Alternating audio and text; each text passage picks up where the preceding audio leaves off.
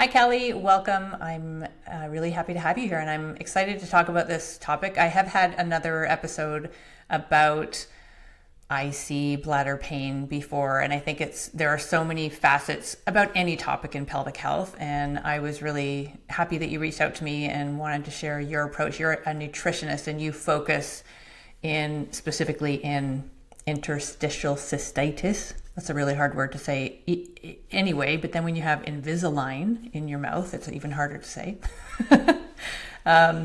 So welcome. I would love for you to take a moment and just tell us a little bit about your background and what led you to become a nutritionist, and then also how you became passionately focused on IC.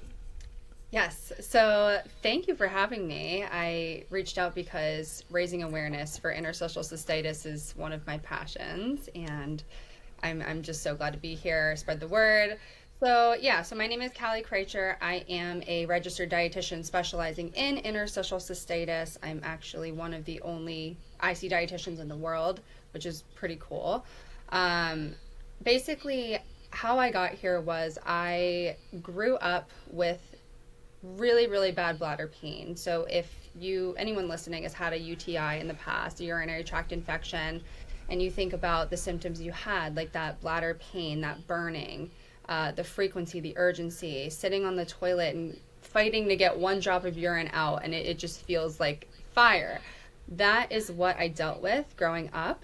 So what I see is essentially a UTI, but there's no active infection on the urinalysis. So I spent the entirety of my childhood just essentially dealing with the pain because I realized no one around me was suffering like I was. Nobody was complaining about their bladder. So I was actually a really tough kid. I was in a lot of sports. So I was just like, all right, I'll just push through this. Hopefully it'll go away at some point. But it did not. And when I was 18, I went to my first urologist, who I actually self-diagnosed myself with IC before I even saw her. And she ended up doing a scope. So it's called a cystoscopy, where they look at your bladder wall. And she's like, honestly, your bladder wall looks fine, but based on your symptoms, it does seem to be interstitial cystitis. So that's kind of what we're going to go with. And after that, I went on to try various treatments that were offered to me by my doctors. A lot of them were invasive. So there's a procedure called a hydrodistension, where they essentially stretch your bladder with fluid. It's done under anesthesia. It's kind of about half of the people get relief, half don't. And for me, it actually made me worse. It gave me a ton of frequency on top of the bladder pain I already experienced. I tried other procedures like installations, which is when they put a catheter in your bladder and they insert a liquid cocktail of medications, and you hold it in for a certain period of time, and kind of did that for a bit. Also didn't really help me. I tried lots of medications, so many different side effects that came out of those. Nothing really helped. Tried supplements, tried diets.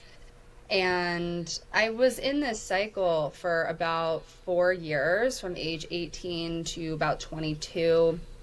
And eventually there was a doctor in my area that she was like the top doctor for IC. And she was like, honestly, there's nothing more we can offer you. Like, I can give you the names of other specialists like outside of the state, but like right now we can't do anything for you. And that absolutely crushed me.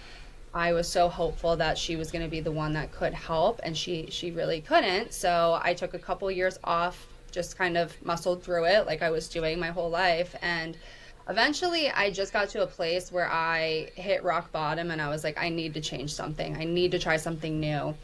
And that's when I started to focus on revisiting the basics, essentially. So I started to look at my stress levels, and I was a very, very stressed person. I was a college athlete. I had issues just like socializing in college and eating nutritious food, and there's a lot of stress. So I started addressing that, going to therapy, working on coping mechanisms.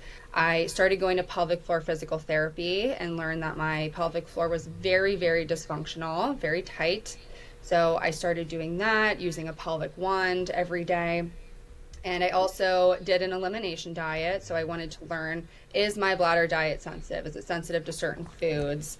And we can talk about that later. There's something called the IC diet, with some more common bladder irritants. So I started to figure out, okay, I'm really not diet sensitive. So for me, I started getting relief once I addressed my pelvic floor and my nervous system. And the next year, maybe 2 years after that, my symptoms virtually disappeared. And that kind of brings me to where I am today. Personally, I am about 95% symptom free from IC.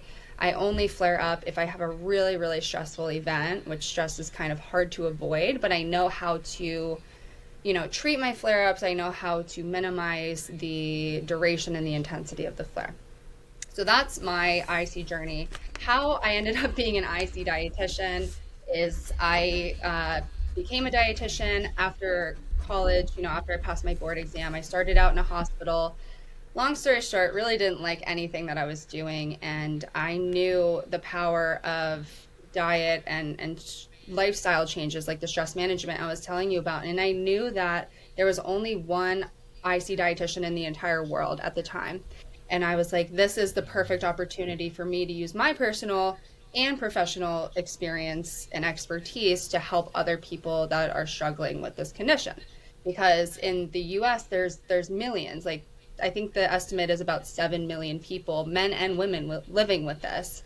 And I was like, this is the perfect role for me to fill. And that was about 3 years ago. And yeah, I've helped, over 100 people so far in my big program that I have. And it's really fulfilling to see the power of just lifestyle changes and some, diet tweaks. So I know I just talked a really long time, so feel free to just ask me whatever you want from here.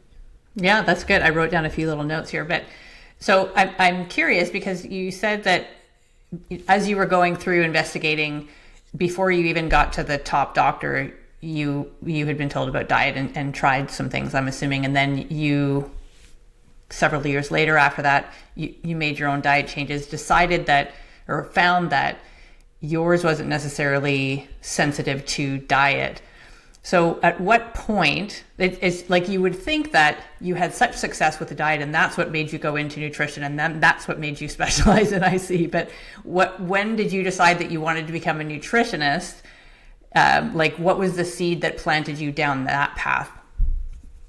Honestly, it was the only class I took in college that I was good at. I was originally an occupational therapy major, and I was like, I don't actually want to touch people. I'm kind of good at nutrition, so I'm going to switch majors, and that's just what led me down that path. That's funny. Yeah. Okay, cool. A few things that you said that I want to ask questions on, and it'll kind of, bring us along the path of all the things that I wanted to ask. But when you said you started to learn, or you do know now, how you can minimize the intensity of a flare or even the likelihood that it's going to happen. Are we jumping the gun by talking about this now, do you think? Or I just think that you mentioned it, so I'd love to hear your thoughts on how you and your body have found that you can manage those symptoms best.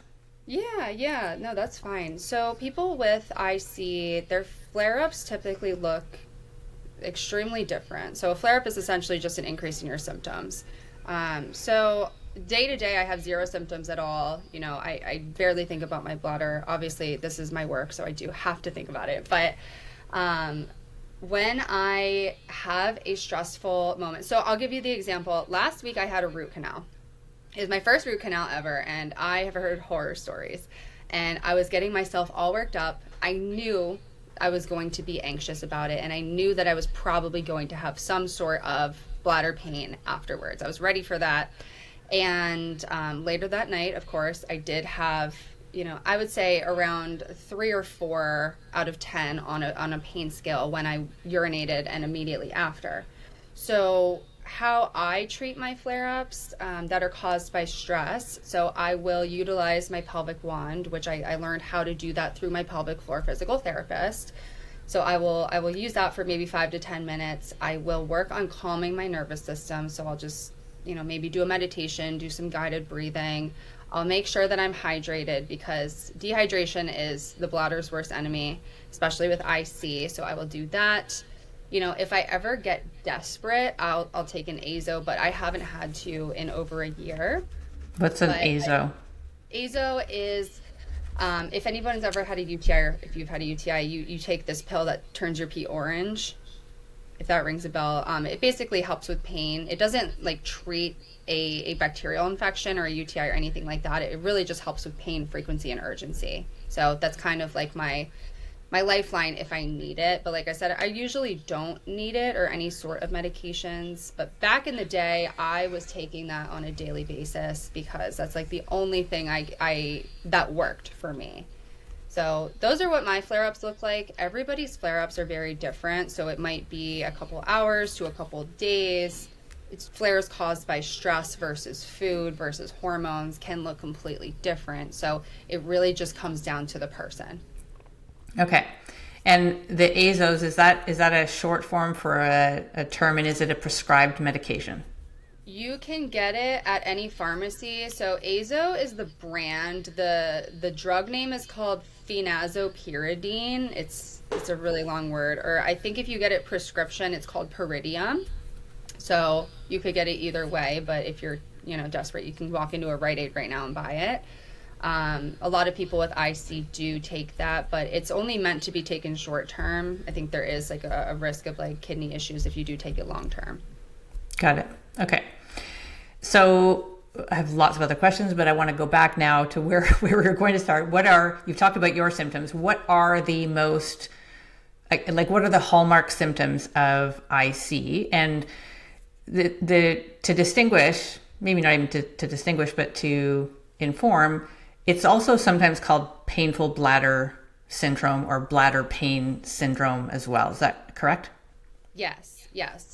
So about 5 to 10% of people with an interstitial cystitis diagnosis have what we call Hunner's lesions, which are these open wounds on the bladder wall. And then the rest of that population, like 90-ish% of people, don't have those lesions. And that's where it can get really confusing when your doctor is doing that cystoscopy and they're looking at your bladder saying, this looks completely normal. Well, that could mean that maybe your IC is rooted in your nervous system, or maybe you have pelvic floor dysfunction, or maybe there's a hormone issue, like estrogen atrophy, something like that that's causing it. And you asked about the hallmark symptoms. So like I'm going to say with a lot of things here, it's variable, but the most common symptoms are frequency, so having to pee a lot, urgency, having that urge to pee a lot, pain, so it can be pain upon your bladder filling that gets relieved after you urinate. There are people like me whose pain gets worse once you urinate, but that also can cross over with pelvic floor dysfunction, so that gets a little murky there. Nocturia, which is just having to go to the bathroom at night, constant bladder awareness. Pain with sex can be an issue for a lot of people, but again, that could be a pelvic floor issue as well. What causes the lesions in the small percentage of people that do have them? We don't have any known cause for the lesions or the non-lesions. Like IC currently has no known cause, but we do have theories. So it's another condition that just needs so much more research in order to help people. But it's difficult because we all present very differently with our symptoms, our responses to treatments. Some people will respond really well to that hydrodistension procedure or the installations I was telling you about, but I didn't. They made me worse. So it seems that there are certain subtypes in our community that researchers are definitely looking to solidify and make it a more universal thing. And is it, to see the lesions, is it something you would see on an ultrasound, or is that something that a cystoscopy could find as well? Yeah. Generally, the cystoscopy is the gold standard. In the United States, the American Urologic Association does not require a cystoscopy to give an IC diagnosis, but they say if lesions are suspected, so if somebody is having blood in their urine, or they just have really severe symptoms, or they have high levels of diet sensitivity, that could be enough reason to do a cystoscopy. And I think their reasoning behind that was a cystoscopy is invasive. You're getting catheterized. There is a scope. It can be done in office or under anesthesia. So, I mean, for me personally, it was a really painful and traumatic experience just having that procedure done in the office. So I think they wanted to avoid any additional like medical trauma that could come from that procedure. Got it. You kind of alluded to a few buckets with food and hormone, and you've talked about the lesions. Would symptoms present differently based on what the main contributor was for a person? Have you seen any, like if somebody's more diet driven, would the symptoms change at all? Or are they basically the same? It's just trying to find what's causing it. The symptoms are basically the same, I will say. Sometimes I can tell within my clients, like, okay, your nervous system is the issue. Or, you know, if you're flaring at the same time every single month, let's look at your hormones. Like there might be something going on there. That's where it really comes down to keeping really detailed, like symptom logs and tracking what you're eating, what your stress levels are, things like that. Keeping track of as much as you can so that you can really identify those patterns in the data that you're collecting, so you can, you know, present that to your doctor or just help you figure out, you know, what is causing my symptoms. And for me, that was nervous system dysregulation. I have been stuck in fight or flight my entire life. That's a work in progress. And then my other contributing or root cause, I'll sometimes say, is that pelvic floor dysfunction. And once I started stretching those muscles out and being consistent with my pelvic wand, that's when I started to notice like really significant relief. I mean, my symptoms went from 24/7, 10 out of 10 bladder pain. It felt like I was peeing out hot sauce. I know that's a weird visual, but that's what it felt like. And I don't have any of those symptoms at all. So it's like once I figured out what was causing it, or at least what I suspected was causing my symptoms, that's how I got relief from my symptoms. And that's essentially what I help my clients do, is just figure out what is that underlying cause. Is it hormones? Is it pelvic floor? Is it another condition like endometriosis or vulvodynia or something of that nature? Like there's a lot of overlap in different conditions that have really similar symptoms. With the hormone piece, I had written down a note earlier, a couple of notes when you were talking initially in your introduction. So mentioning UTIs are very common post-menopause, especially in a low estrogen state. And then you're talking about potentially hormones being an influence. Is it high estrogen, low estrogen? What is the influence from a hormone change or shift that you feel is contributing to the symptoms? Yeah, so I just want to start out by saying there is very minimal research on the effect of hormones on the bladder and on IC, or actually IC specifically, let me say. People with IC do tend to flare either during ovulation or during their period. It's kind of split half and half with those people. So it just seems to be the change in estrogen. It could be high, it could be low. It's just, that's kind of where we're at. We're kind of just really looking for more research to look into this. And it's a struggle for people who do realize that that is their issue. There's like a disconnect between, okay, I have, you know, low estrogen or high estrogen. Like, what do I do from here? Like, doctors aren't always the most helpful, is kind of what I'm trying to say. Mm-hmm, mm-hmm. Yeah, you know, and I feel like doctors are taking a beating recently, like especially since COVID, when things shifted and there was a lot more online access and a lot more education. They're fantastic when we have an infection that can be treated with pharmaceuticals, or when we require a surgical or some sort of intervention procedure like a cystoscopy. They are amazing. From an actual prevention perspective, or managing things that don't have a kind of a pill for an ill typical presentation, they're not. And I think I'm seeing anyway that there are way more practitioners like yourself who are available to people online. And there is a lot more acceptance of virtual telehealth in many different ways, but you have to sort of know where to look.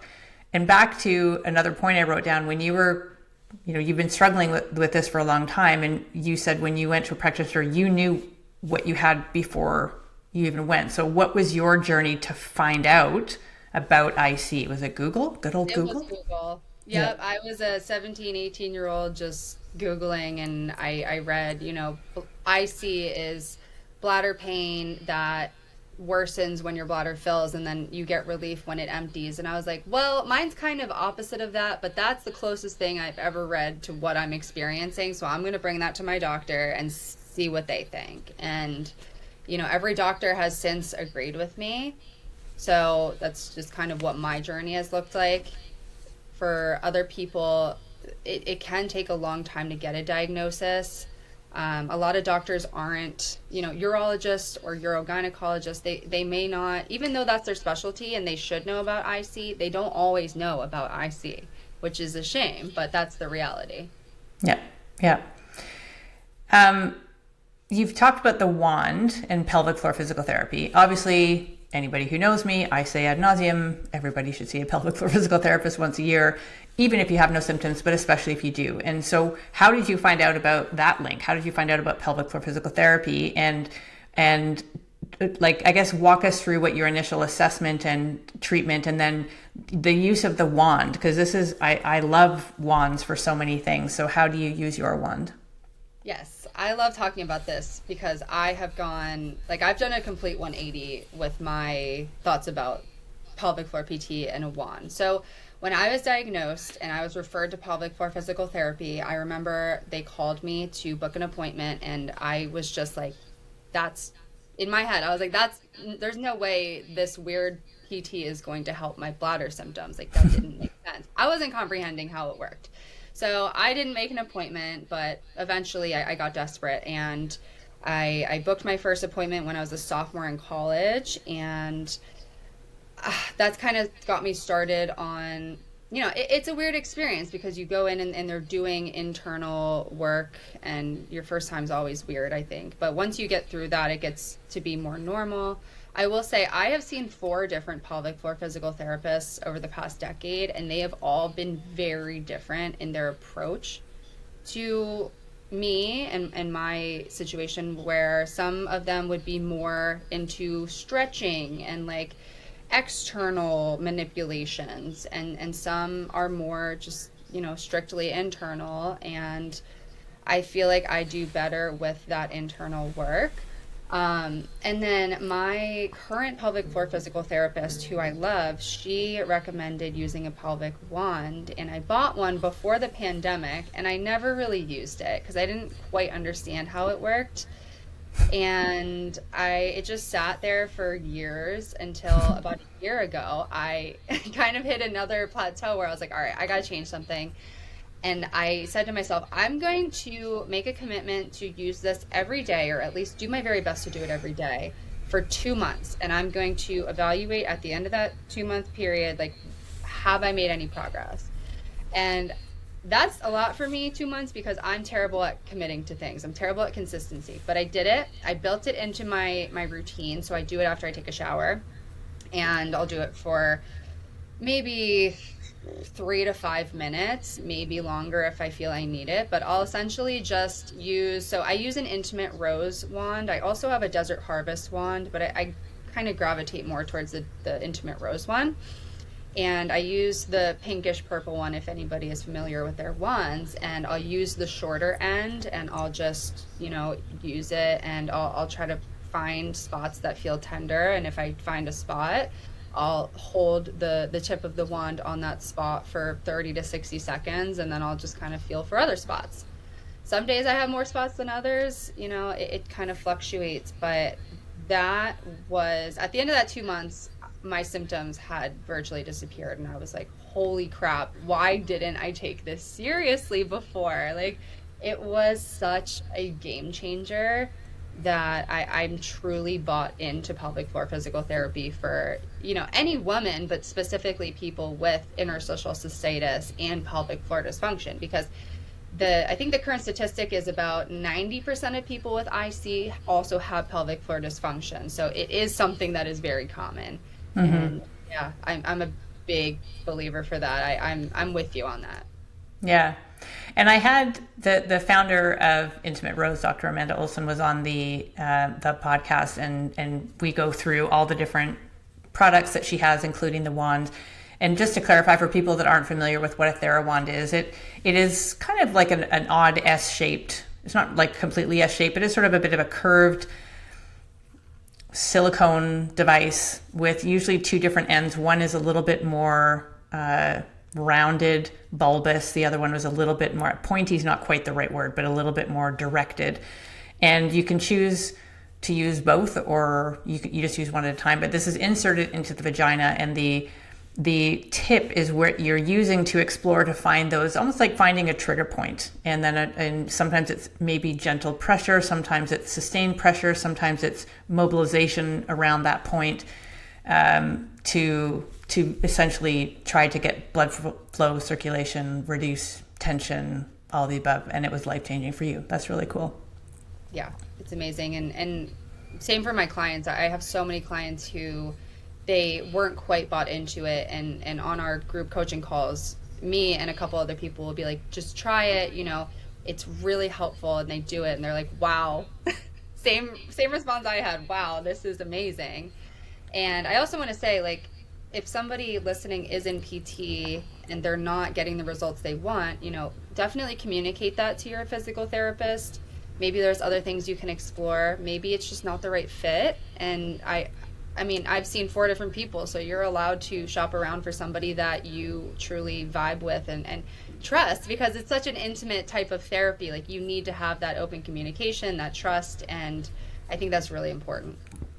Totally agree. And the other thing that's coming to my mind too is the people who you had a reluctance because you're kind of like, how is that going to help? And it seemed weird, it seemed strange. There's also people that may come from the source of their stress and anxiety could also be trauma, and the thought of something insertion from a tool or a person is just absolutely a no-go. And part of working, especially with a trauma-informed practitioner, and this is the importance of finding the right fit for you as well, is maybe that internal doesn't happen right away, and maybe it never does, but maybe it's the person or the therapy that helps make that something that is accessible again, right? Yeah. That's so true. Okay. Hydration you've talked about, which I talk a lot about hydration, mostly from a bladder, just elimination perspective, keeping the urine so it's not getting concentrated, it's not going to irritate the bladder. Also from a constipation perspective, what is it? Is there anything specific to IC that makes hydration more important, or is it the general rules? Yeah, it's the general rules. I mean, with IC, they theorize that there is a layer of the bladder wall called the gag layer, glycosaminoglycans, but we call it the gag layer. They theorize that it's either damaged or missing, and if your urine is too concentrated, that can just, simply put, it can irritate the nerves of the bladder wall and cause symptoms. So just a theory, but it is backed up by the fact that all of these millions of people with IC do tend to say that their symptoms are less or milder when they are more hydrated. For me, dehydration is my total enemy. Like, that is when my symptoms are at their worst. So I aim for 64 ounces of water a day. If I don't get there, it's okay, but that's really important. Another thing about hydration, so there are some bladder irritants that come in the form of fluids. So things like coffee, alcohol, carbonated beverages, even those like liquid IV type packets that have citric acid in them, those can be common bladder irritants. I will say, not for everybody. Some people can do things in moderation. Like me, I can have whatever I want as long as it's in moderation. If you want to figure out if you are sensitive to any of those things, you can do an elimination diet and figure out, what your body is uniquely sensitive to. Mm-hmm. Okay, let's go there with the elimination diet. So this is something that I had heard about first when I was exploring autoimmunity with my own situation, my own body, not about the bladder. Mine was thyroid related, but learning about autoimmunity, all the how many different types of autoimmune disorders there are. But that's where I first heard the term elimination diet. or even the AIP, the autoimmune protocol, which is sort of a form of. But can you describe what an elimination diet is and how somebody would do that, how they would do that type of diet? Yeah, so an elimination diet is the gold standard for identifying food sensitivities. It can be in any of those conditions that you just mentioned. For IC specifically, I generally, so let me back up a step. So what the elimination diet does is you temporarily remove potentially bothersome foods and beverages, and you eventually will test them back into your diet in a reintroduction phase, one at a time, kind of like a science experiment, so you can determine, okay, what are you sensitive to versus what are you not sensitive to. So with IC, the common bladder irritants, I just told you about the drinks, but also the foods that are commonly bothersome include citrus, tomato products, chocolate, soy, artificial sweeteners, MSG, and citric acid. I think those are the main ones.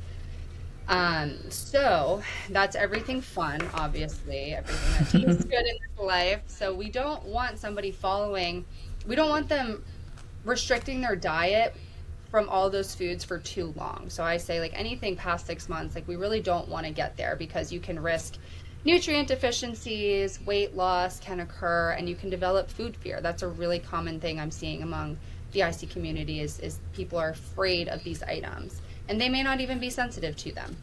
So this diet for IC, we call it the IC diet, and researchers created it not to be followed forever, but to use it to guide an elimination diet. So that's, your starting point. So with an IC elimination diet, how I have my clients do it is we break it into 3 phases. We have a baseline, elimination, and testing period.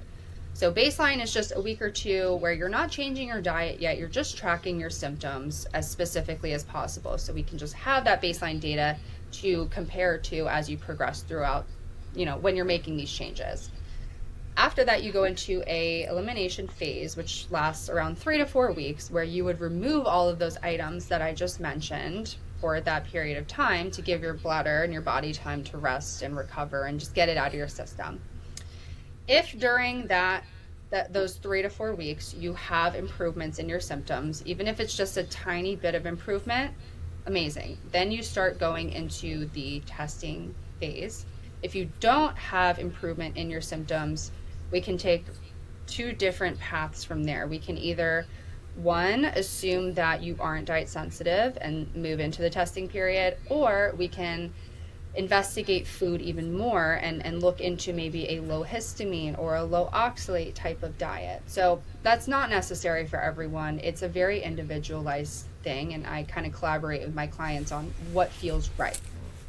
So once everyone goes into the testing period, that's where we're doing this kind of science experiment. So each food will have a 3-day testing period. So on day 1, you'll have, let's say, we'll use a banana, for example.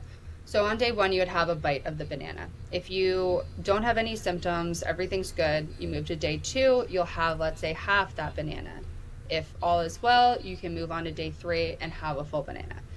If after day 3, you're good, no symptoms, you take 2 to 3 days off. It's a bit of a washout period because your body can take up to 3 days to present or for symptoms to present in the bladder. So we want to give it time to get out of the system, and then you move on to the next item. But if you do have symptoms during that testing period, you would stop eating that item, get that flare managed, and then you would move on to the next thing and kind of keep track of, what you're successful with versus what you're not. And then after 5 successful testing periods, I have my clients add those 5 things back into their diet, and then they move on to the next 5 things.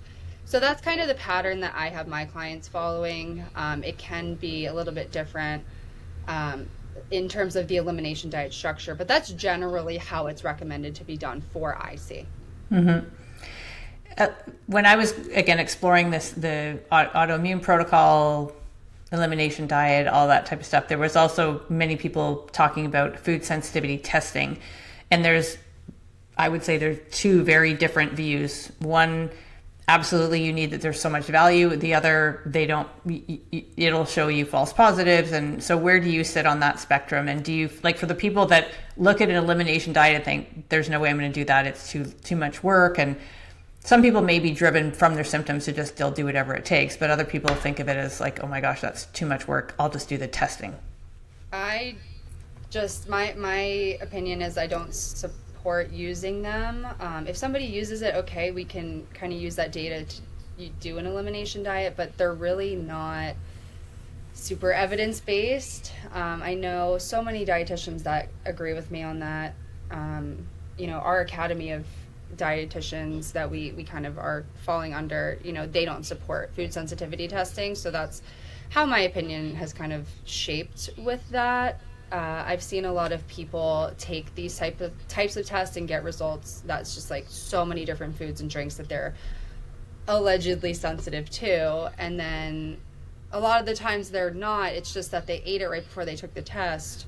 A lot of the times people start severely restricting their intake because they view those foods as bad, they're going to hurt them, and it can just feed into that nervous system upregulation, that fight or flight response, and it can make symptoms worse. So I really believe that the elimination diet is the gold standard. Obviously, if someone's actively going through an eating disorder or anything like that, it's not appropriate, but for most people, it is the best way to really figure that out. And you can knock it out in like 3 months. I know it sounds long, but once you're in it, you're kind of just moving through it. And if you can work with a registered dietitian, that's optimal. I know not everybody has the means to do that, but that's, if you can, you should. Mm-hmm. My mind is going also to gut health, and obviously gut health has been a buzzword for the last number of years, and all about, intestinal permeability. I can never say that word either. Where essentially there's stuff going through the gut barrier that shouldn't be. And is there, like, indirectly with the elimination diet and that protocol, it would potentially contribute to healing a leaky gut. What are your thoughts on that? And are there gut health protocols that you would do in conjunction with the elimination diet? So as of right now, I'm currently not bought into the whole leaky gut thing. I know intestinal permeability, yes, there is some research behind it. I'm not just, it's kind of, I feel like I could talk about this for a really long time, but I will say that there is a big overlap between IC and IBS and constipation and diarrhea, and there does seem to be organ crosstalk, between the bladder and the bowel. So if somebody, for me, I have IBS. So if my IBS is flaring, it usually does also flare my IC. If I have high levels of stress, both of these conditions are triggered by stress. So when I'm working with somebody who has gut issues, we are working on regulating the nervous system, calming things down. We're focusing on nourishing the body, adding more foods back in rather than taking them away. So those are a couple of the things that we do. We could look into supplements, but that's a really individualized process, and it just depends on the person. Got it. What types of foods are helpful for IC? So we've talked about the kind of the more main triggers. What would you say are ones that could potentially play a helping role? Like I said earlier, very minimal research on diet for IC. So we're kind of just going off of what a couple hundred people said bothers their bladder. So it's really kind of not the greatest thing. But I generally say, try to eat a more anti-inflammatory diet. Try to have fresh fruits, fresh vegetables, whole grains. Try to limit your processed foods, added sugars. Generally that's a really helpful and healthy eating pattern. I do want to say that our community has really been pushing the IC diet and making these foods into like the enemy. And what I'm noticing in having worked with over like 130 people with IC and helping them through the elimination diet, like there's really not that many people who are super diet sensitive. And a lot of the time it is one of those other contributing factors like the nervous system or pelvic floor dysfunction or hormones. Like there's a lot of fear I mentioned earlier surrounding food, but once people can get through that food fear and do the elimination diet, they really do start to notice like I'm either not diet sensitive or it's like 2, 3, maybe 4 things that I'm sensitive to. Okay, I'm coming back to the nervous system now. You've mentioned it so many times, and you've talked a little bit about what you do. You're seeking out therapy. I guess tell the listeners what is the nervous system, and what would nervous system dysregulation, what's happening, and then how do we get it back into being regulated, if that's the right terminology to use. Yeah. So essentially our nervous systems are supposed to kind of cycle through different states. So I'm sure everyone's heard like rest and digest and fight or flight or the freeze response before. And your body or your nervous system is meant to kind of cycle through those as we go through life. We have these threats that come along, and it's different from back in the day when there was actual like predators and things like that are actually trying to harm you. Like today, our threats might look like a big homework assignment in school, a big work project, some family drama. Like these can come across as threats to our nervous system. And a lot of us, we get into that fight or flight where we're either, in that scenario where like many hundreds of years ago, like you're trying to fight off of a lion, for example. So you're either going to actually fight this thing or you're going to run away. And our nervous systems are still essentially doing that, but with different types of threats. And so we can get stuck in this fight or flight or even this freeze response. And I've been learning more about this. I'm by no means an expert in this. So, this is just what I've learned in my experience over the past 3 years. But step one for me was just learning these basics. And I think a really great resource to learn about these basics is Curable, the app, Curable. They have a free version. I think they have phenomenal resources in there just to teach you more. Another really great resource for me in the beginning was a book called The Way Out by Alan Gordon. That was really great. It's going to look different for everyone in terms of how to regulate your nervous system. So for me, I'm someone who isn't really into like the meditation stuff or things that really make me like my mind stray or anything like that. Like for me, it's more so exercising and aromatherapy and listening to music and watching comedy and laughing. Like those are the things that help me regulate my nervous system. But for example, I have a client who she's super into meditation, like that's her thing and that works for her. So it really comes down to finding something that works for you. But I would say those 2 resources are like, I recommend them to everyone because they're really, really helpful. Okay, cool. I've written them down and I will add them into the show notes. And there's also a lot of really great accounts on Instagram to learn more about the nervous system. And I can send you a couple of those after too, if you want. Yeah, that would be great. Thank you. Cool. One final question before we wrap up. I've heard you talk about IC belly. What is IC belly? Yeah, so there are some people with IC who notice some abdominal bloating, and we really don't know what this is, but we have kind of just called it IC belly. For me, I've always wondered, okay, is it just general inflammation in the abdominal area and the bladder area? Could it be something like endometriosis, that they have endobelly? Could it be related to your gut? Could it be an IBS issue or something else?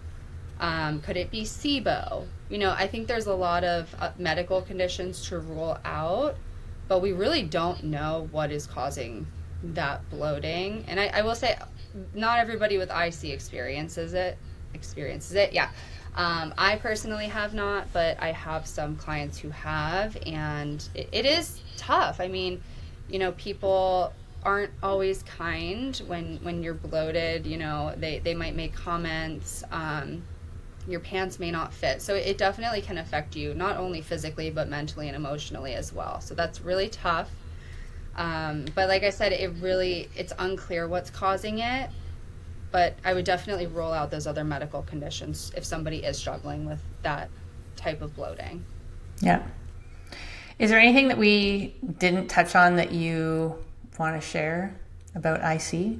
I mean, there's so much I could talk about, but if somebody is thinking they have IC, reach out to a urologist or a urogynecologist. They're going to do some testing probably. It's a diagnosis of exclusion, so they're going to want to run some tests first.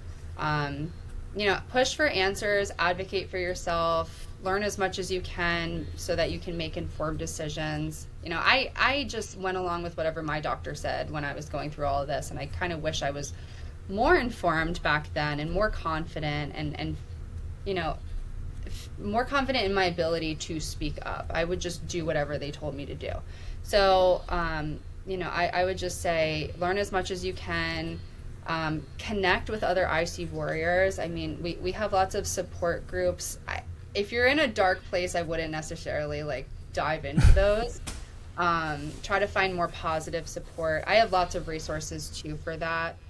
Where can people find you? Yeah. If you're looking to learn more and you like podcasts, I have my own podcast called ICU. So it's IC space YOU, where I do lots of expert interviews. It's a really great resource. I'm also on Instagram and TikTok at Callie K Nutrition. And I put a lot of really helpful information out there, and I also share my journey. So yeah, if anybody has questions, you're welcome to reach out. I'm also currently taking clients. So that's pretty much where you can find me. Amazing. We'll share all of that in the notes as well. Thank you so much for the work that you do. Thank you for coming and joining us today and sharing all of your wisdom and your personal story. And I think it's very cool how much of a change you notice specific from the pelvic floor side of things as well too. Of course, I'm biased to that, but I really appreciate you sharing. And I think there, as you sort of alluded to, there's a path, and you have to kind of find out what your triggers are, and maybe it's all of them, maybe it's just one of them. But I think you're a testament to, even if something seems weird, you never know. Give it a try, because it could be the thing that really helps, right? Yeah. It's going to take a lot of trial and error, but it will be worth it. Yeah. Amazing. Thank you so much. I really appreciate you joining us. Yeah, thanks for having me. It's been fun.